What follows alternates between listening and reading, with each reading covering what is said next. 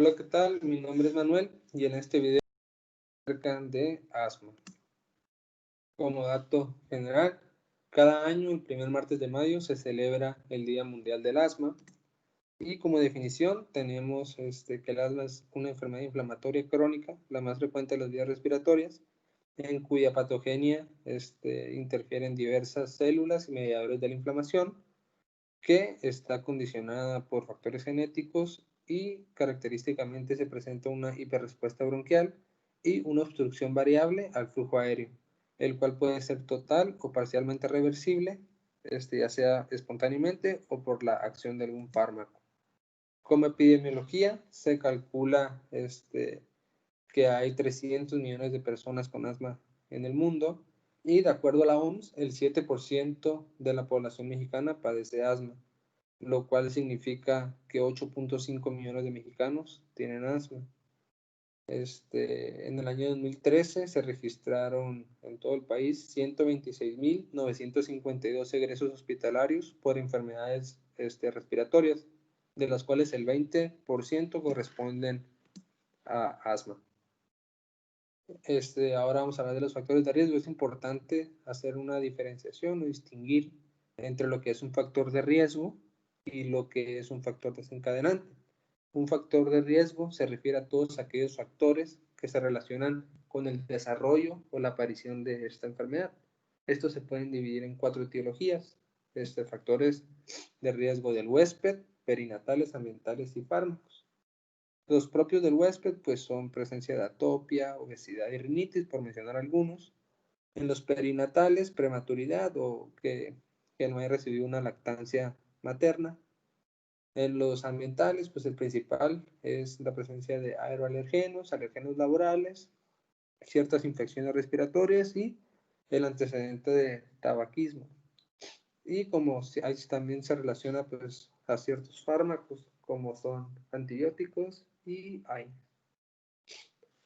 Un factor desencadenante o factor gatillo son todos aquellos que ante la exposición de estos factores se puede desarrollar o pueden aparecer los síntomas de la enfermedad o incluso pues se puede presentar alguna exacerbación. Los factores desencadenantes pues también se clasifican en factores ambientales, factores laborales y sistémicos. Y aquí en la tabla pues viene cuáles son. En la fisiopatología del asma pues es muy compleja y están implicados muchos factores. Tiene que presentarse una interacción entre los factores predisponentes y los factores desencadenantes, que ya vimos cuáles son, con las células directoras, ciertas moléculas y células efectoras, que voy a poner el ejemplo del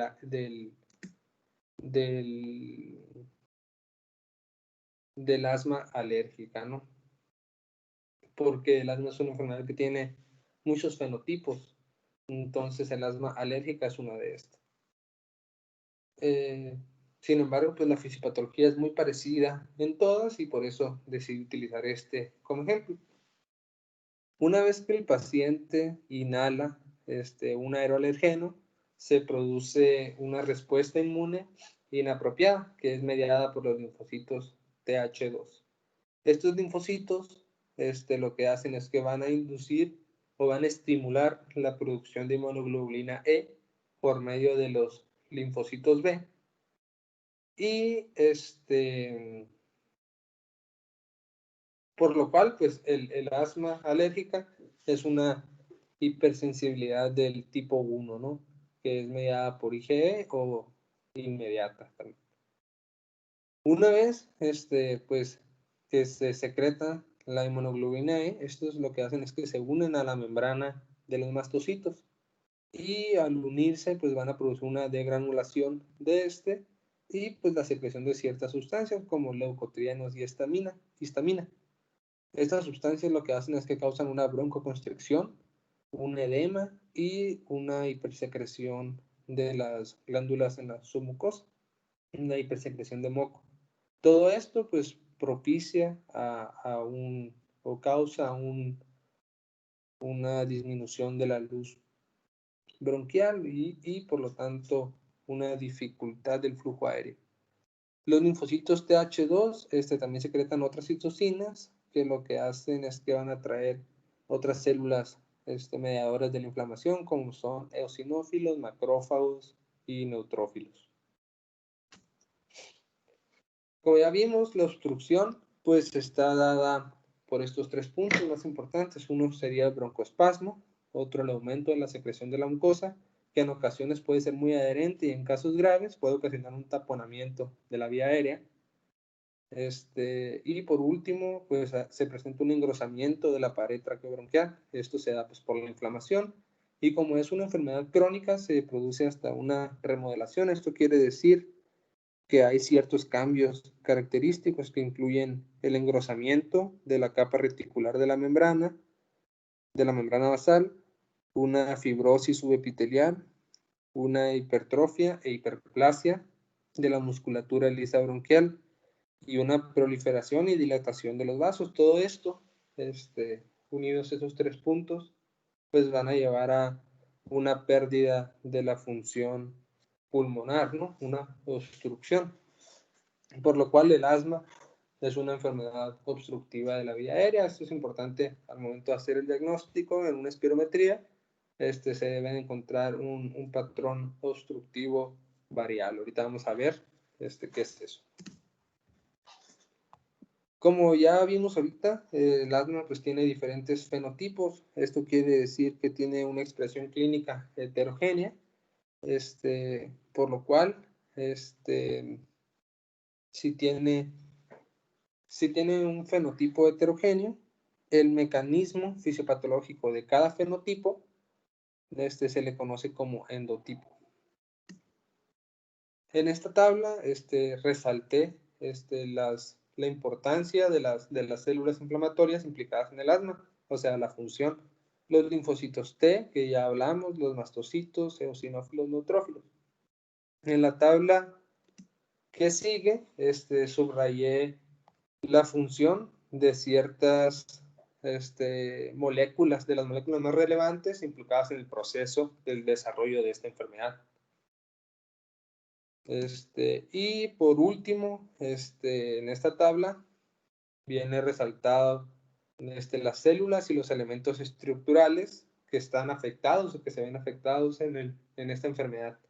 Pues lo que más se daña es el epitelio, la musculatura lisa, las células endoteliales, los fibroblastos, y esto pues ya lo vimos ¿qué pasa a grandes rasgos? Cuando vimos un poquito de la fisiopatología, ¿no? La clínica, esta suele ser muy variable, se presentan signos y síntomas característicos como son, pues el de mayor valor, no diagnóstico, pero pues el que te puede hacer orientar más, que son sibilancias, disnea, tos y opresión en el pecho. Al momento de realizar la historia clínica es importante pues preguntar bien al paciente cómo fue el inicio de los síntomas, si el paciente tiene rinitis o eczema, si hay historia familiar de asma o atopia, los síntomas, cuándo se presentan. Es característico que en esta enfermedad se presenten pues en la noche y si el paciente tiene alguna alergia, ¿no? De hecho, bueno, se puede realizar también para el diagnóstico, no de asma, pero de alguna alergia, el test ese de PRIC, ¿no? Que si quieren, voy a hacer otros videos donde me meto más profundo en cuanto a todas las pruebas diagnósticas de asma. En la exploración física se pueden encontrar sibilancias a la auscultación, obstrucción nasal en la rinoscopía, dermatitis o eczema. Sin embargo, como ya vimos que en asma la obstrucción al flujo aéreo es variable, si el paciente en el momento de realizar la exploración física está normal, pues eso no descarta el diagnóstico del asma. Por eso es importante confirmar el diagnóstico con otras pruebas, ¿no? Otras pruebas diagnósticas que, pues el gold standard en cuanto al diagnóstico de asma sería una espirometría. Siempre que se sospecha de asma, pues se debe de realizar un diagnóstico diferencial, ¿no? Y yo creo que su principal diagnóstico diferencial pues, es EPOC, enfermedad pulmonar obstructiva crónica. Estas tienen ciertas, aunque las dos producen cierta obstrucción al flujo aéreo, pues tienen diferentes características, ¿no? El EPOC se presenta casi siempre después de los 40 años, casi siempre hay antecedente de tabaquismo. En los pacientes con asma es más frecuente que haya atopia y antecedentes familiares. Se presenta una variabilidad de los síntomas y la reversibilidad de la obstrucción en el asma después de una espirometría con broncodilatador, pues es bastante significativa. Y en el EPOC esto no sucede así. Otras enfermedades, pues ya depende de la edad del paciente. Si el paciente tiene entre 15 y 40 años, pues una hiperventilación, un atragantamiento por cuerpo extraño, fibrosis quística, TEP. Y en mayores de 4 años, pues bronquiectasias, alguna otra enfermedad del parénquima pulmonar, edema agudo de pulmón, insuficiencia cardíaca y TEP. Como ya vimos, el cuadro clínico no es diagnóstico. Aunque el paciente se presente con toda la clínica y con todos, tenga las sibilancias, la exploración física, pues digas que es asma, siempre para confirmarlo se requiere de una prueba de función pulmonar. Y la dilección, el gold standard, sería una espirometría en la cual pues habitualmente lo que se busca encontrar es una obstrucción variable al flujo aéreo, ¿no?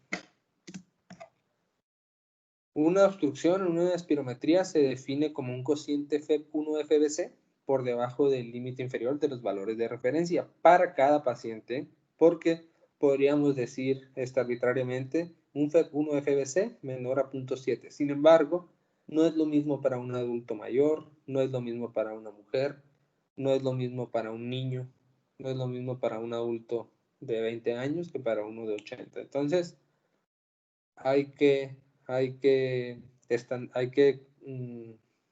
ver cuál es el valor de referencia para ese paciente, según también su peso, su talla, su sexo.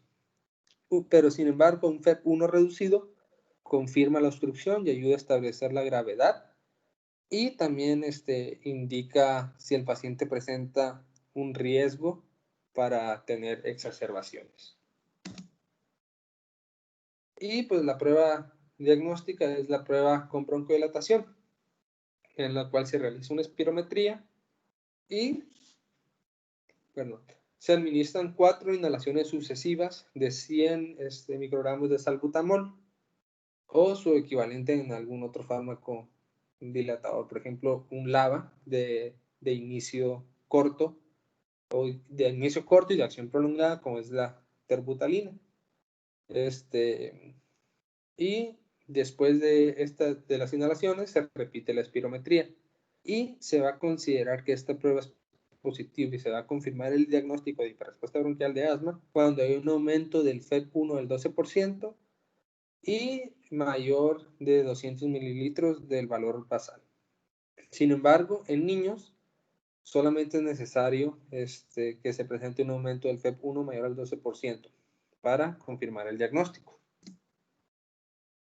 Siempre antes de iniciar el tratamiento es necesario pues clasificar la gravedad del asma antes de iniciar el tratamiento, porque de esto depende en qué escalón del tratamiento va a iniciar. ¿A qué me refiero? El tratamiento del asma es escalonado. Son pues 6 escalones, de los cuales si el paciente está tiene una clasificación de asma intermitente, pues va a iniciar en el escalón número 1. Si tiene un asma persistente grave, va a iniciar en el último escalón. Por eso es necesario hacer esta clasificación antes del tratamiento, antes de iniciar cualquier tratamiento. Lo que evalúa pues esta clasificación son la presencia de síntomas diurnos, la necesidad de medicamentos de rescate, los síntomas nocturnos, si hay una limitación en la actividad y pues es necesario una espirometría y la presencia de exacerbaciones. Aquí estamos viendo cómo se clasifica entre un asma intermitente, persistente leve, moderado, grave. Y en la siguiente diapositiva voy a poner en qué escalón del tratamiento se debe iniciar. Y solamente esto es importante porque ahorita vamos a ver los escalones. Una vez que el paciente recibió tratamiento, se debe de hacer un control, una clasificación del control, lo cual se va a clasificar el paciente como bien controlado, parcialmente controlado y mal controlado. Esto nos sirve para ver si el paciente va a subir o va a bajar o se va a mantener en el escalón que está tratando, que está llevando a cabo pues en su tratamiento.